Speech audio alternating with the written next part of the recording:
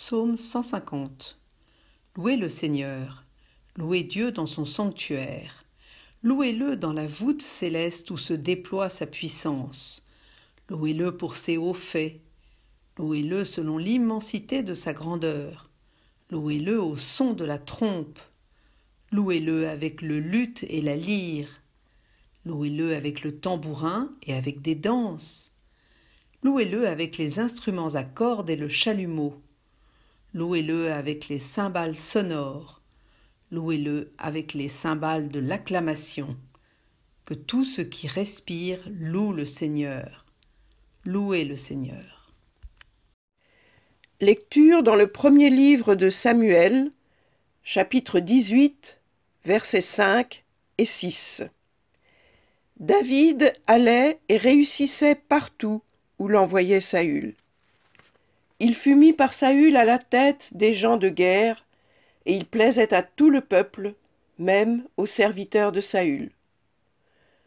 Comme il revenait lors du retour de David après qu'il eut tué le Philistin, les femmes sortirent de toutes les villes d'Israël au-devant du roi Saül, en chantant et en dansant, au son des tambourins et des triangles, et en poussant des cris de joie.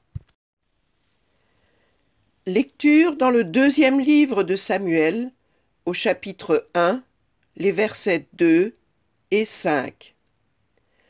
Le troisième jour, un homme arriva du camp de Saül, les vêtements déchirés et la tête couverte de terre. Lorsqu'il fut en présence de David, il se jeta par terre et se prosterna.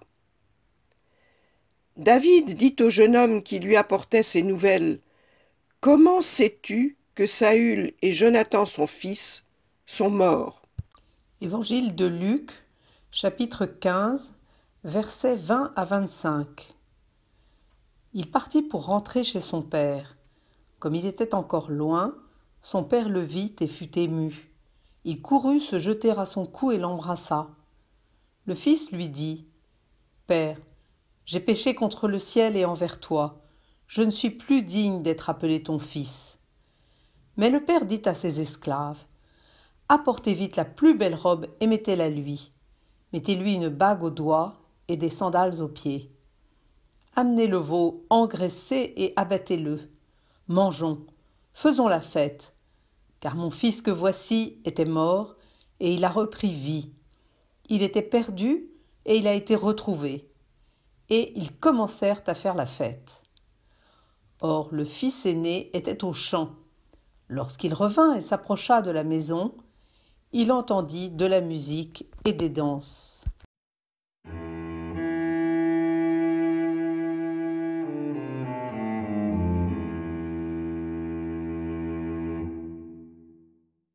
Ce dimanche 21 juin, date traditionnelle de la fête de la musique, mais fête bouleversée cette année par la crise du coronavirus, constitue à coup sûr une belle occasion de s'interroger sur la place, sur le sens et sur la portée de la musique dans notre vie de chrétien et dans notre vie tout court.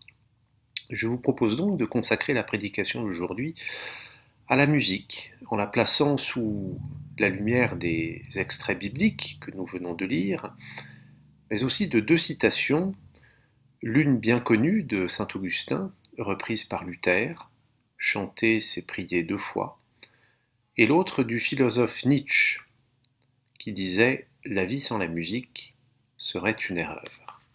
Nous allons aborder successivement trois points dans cette prédication: la musique dans la Bible, la musique dans nos églises, la musique dans nos vies. Premier point donc, la musique dans la Bible. Est-ce que la Bible a quelque chose à nous dire au sujet de la musique? Assurément oui. La musique occupe même une place très importante dans les Écritures, et tout particulièrement dans l'Ancien Testament. Plus de 575 passages répartis dans 44 livres parlent de la musique, essentiellement, comme je l'ai dit, dans l'Ancien Testament. Elle est le seul art que les anciens Israélites semblent avoir pratiqué dans une assez large mesure. Musique vocale et instrumentale, religieuse et profane, pacifique ou martiale, tous les registres du domaine musical sont évoqués et magnifiés dans la Bible. De quant à de la musique, la Bible nous répond d'avant la création de l'humanité. En effet, le Seigneur demande à Job, dans le livre de Job, au chapitre 38, « Où étais-tu quand je posais les fondations du monde, quand les étoiles du matin éclataient en chants d'allégresse, alors que tous les fils de Dieu poussaient des cris de joie ?» On le voit, l'univers chantait la gloire de Dieu bien avant la création de l'homme, et bien avant la création du monde terrestre. Un petit peu comme dans la cosmologie d'Aristote, qui parle de la musique des sphères, de l'harmonie céleste. La musique apparaît dès les premières pages de la Bible, précisément dans Genèse 4, où nous trouvons la première spécialisation des activités humaines. Un certain Lémec, qui est un descendant de Caïn, a eu 3 fils. Le premier fut l'ancêtre des éleveurs. Un autre forgeait des outils de bronze et de fer. Ces 2 enfants sont donc les pères de l'agriculture et de l'industrie. Et le troisième, quant à lui, fut le premier musicien, Yubal, décrit comme l'ancêtre de tous ceux qui jouent de la harpe et du chalumeau. Le pianiste américain Sam Roth écrit dans un ouvrage paru en 1977, La bannière de la liberté, « Dieu nous révèle qu'il n'est pas suffisant de pourvoir aux besoins matériels de l'homme. Il lui faut en plus quelque chose pour satisfaire son sens esthétique. Depuis l'origine, la musique a été plus qu'un passe-temps plaisant. Dieu a créé l'homme avec certains besoins esthétiques qui peuvent le mieux être satisfaits par la musique. Dans son amour et sa sagesse, il a répondu à ce besoin. » La musique a joué assurément un grand rôle dans la vie du peuple de Dieu. Elle était associée à tous les aspects de l'existence. Chez les Hébreux, on chantait au jour de joie comme au jour de deuil. On chantait au culte, au foyer, pendant les travaux des champs. La Bible regorge de chants d'amour, mais aussi de chansons à boire, de chants pour danser. On chantait accompagné de nombreux instruments, la harpe, le luth, le tambourin, le chalumeau, la flûte, la clarinette, le sistre, les cymbales. Les musicologues ont répertorié une trentaine d'instruments de musique en usage chez les Hébreux. Des instruments à cordes, à vent, à percussion, tous utilisés pour célébrer la gloire de Dieu. On chantait aux moissons et aux vendanges, au moment des départs comme au temps des retrouvailles, ainsi qu'on le voit dans l'histoire du fils prodigue. Lorsqu'il revient, le père fait donner des danses, mais aussi de la musique. On chantait à la cour du roi, on chantait lors des cérémonies religieuses, lors des pèlerinages, on chantait des élégies funèbres lors des enterrements. Bref, la vie des Juifs était rythmée par la musique. Vocale ou instrumentale, elle n'avait d'ailleurs pas toujours une dimension pacifique. Elle était souvent associée à la guerre. Souvenez-vous des trompettes de Jéricho. Elle avait une dimension sacrée et ponctuait les événements les plus solennels du peuple élu. Au moment du transport de l'arche à Jérusalem, David et toute la maison d'Israël jouaient devant l'Éternel toutes sortes d'instruments de bois de cyprès sur des harpes, des luths, des tambourins, des sistres et des cymbales, comme l'écrit Samuel. David est le roi musicien par excellence. C'est d'ailleurs en jouant de la harpe qu'il fut repéré par Saül. Lorsqu'il gardait ses moutons, il jouait de la musique, et plus tard, son jeu permit que le mauvais esprit quittât Saül. Sous le règne de son fils, Salomon, on constitua un grand orchestre pour l'inauguration du temple. 120 sacrificateurs sonnaient de la trompette, pendant qu'une chorale nombreuse chantait, écrit, peut-on lire au livre des Chroniques, au premier livre des Chroniques, d'un même accord pour louer et célébrer l'Éternel, en faisant retentir les trompettes, les cymbales et les autres instruments. Mais la Bible mentionne aussi le mauvais usage de la musique. Dans le livre de l'Exode, par exemple, il est question de la musique que les Israélites firent après avoir dressé le veau d'or. Josué l'interpréta comme un bruit de bataille. Attention au chant des sirènes, des fausses idoles. Autre danger, quand la musique est jouée de façon distraite et artificieuse. Dans le livre d'Amos, Dieu apostrophe vivement ceux qui font de la musique religieuse sans que leur cœur soit tourné vers Dieu. Éloigne de moi le bruit de tes cantiques, je n'écoute pas le son de tes luttes. Deuxième point, la musique dans nos églises. Alors vous le savez peut-être, à l'origine, dans les temples calvinistes, il n'y avait pas de musique instrumentale. Il n'y avait pas d'orgue, c'était défendu. La seule musique autorisée était le chant des psaumes, à l'unisson et sans accompagnement. Quelle rigueur et quelle erreur! La vie sans la musique serait une erreur, disait Nietzsche. Bon, je rappelais cette citation célèbre. Mais un culte sans musique serait tout aussi une erreur. Préférons à la doctrine calviniste, peu mélomane, l'approche de Beethoven, qui disait, lui, que la musique est une révélation plus haute que toute philosophie et toute sagesse. Ce mot de révélation, Offenbarung en allemand, est intéressant car il renvoie clairement au registre religieux. Certes, toute musique n'est pas d'essence sacrée, loin de là.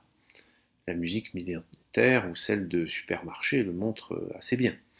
Mais elle a une vocation, un élan, une spiritualité, une légèreté et une gravité mêlées qui en font un art prédestiné pour la prière comme pour la louange, pour les temps de joie comme pour les temps de deuil, de gravité ou de légèreté, de solennité ou à l'inverse de réjouissance. Dans un temple, la musique est toujours là. Elle est visible, elle est proche, elle est fréquente. Elle est visible avec l'orgue, un des rares instruments que l'on joue avec les pieds. Elle est visible avec le piano, quand il y en a un, comme à Boulogne. Elle est visible avec une chorale, quand il y en a une. Elle est visible avec des instrumentistes, comme le groupe de jeunes du Temple de Boulogne. Elle est visible avec, et audible, avec le chœur des fidèles qui chantent dimanche après dimanche des psaumes et des cantiques. Liturgie, prière, fête, concert, la vie d'une église est rythmée par la musique.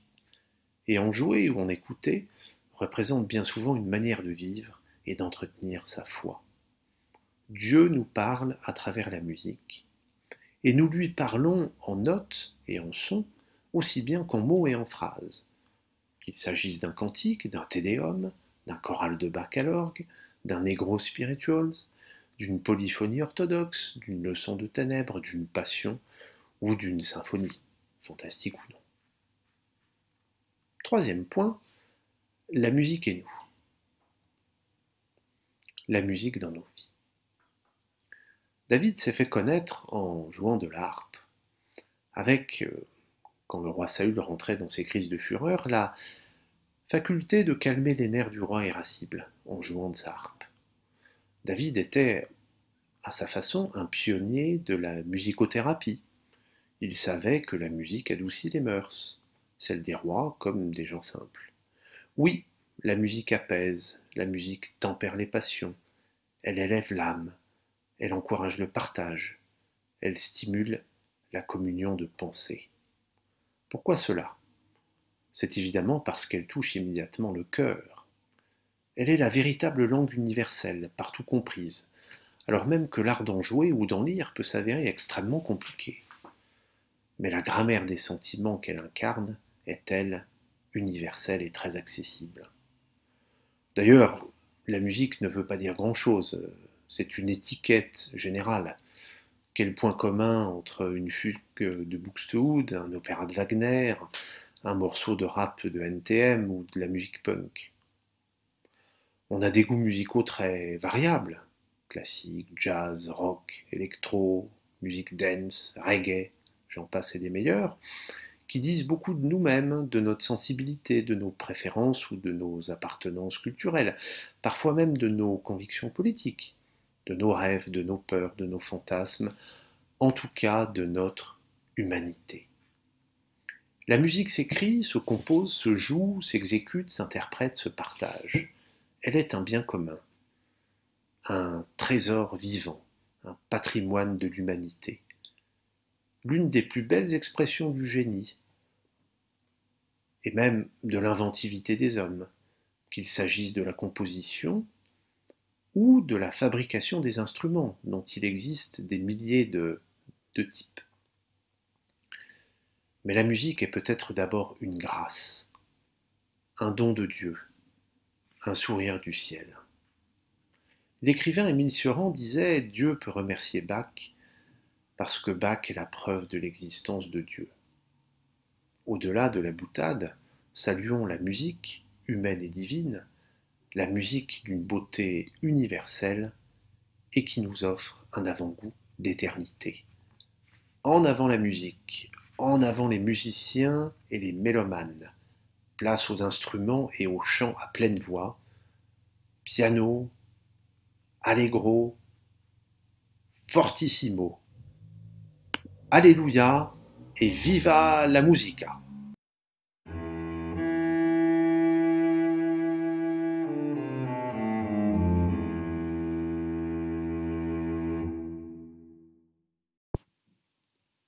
Seigneur, tu nous as donné les mots et la parole pour communiquer entre nous et pour te parler, te prier, t'invoquer.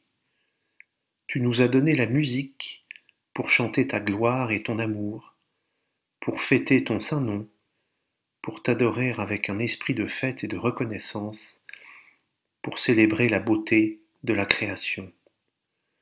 Tu nous as enseigné que ton amour et l'amour du prochain s'appellent harmonie, recherche d'accords mélodieux, son juste. Alors que souvent, dans les faits, règne le silence, ou le désaccord, ou la mésentente, qui se traduit d'abord par l'absence d'écoute. Trop souvent nous prêtons à ta parole une oreille indifférente, parfois presque sourde. Apprends-nous à t'écouter et à nous laisser guider par ta voix. Laisse-nous être habités et conduits par la musique de ton amour. Fais que nous vibrions à ta parole comme des instruments joués d'une main experte, frémissant de mélodie. Chantons ta gloire, chantons-la tous ensemble, dans l'immense orchestre que forme la communauté des croyants, et même au-delà. Tu nous as appris que nous avions tous un rôle, une place, une voix à faire entendre dans la partition de l'humanité à ton service. Apprends-nous, Seigneur, à nous écouter les uns les autres. Enseigne-nous, Seigneur, à te louer, par les cordes et les flûtes, par la danse et le tambour, par les cymbales sonores et triomphantes. Enseigne-nous à te louer et à t'aimer par le cœur et par l'esprit. Amen.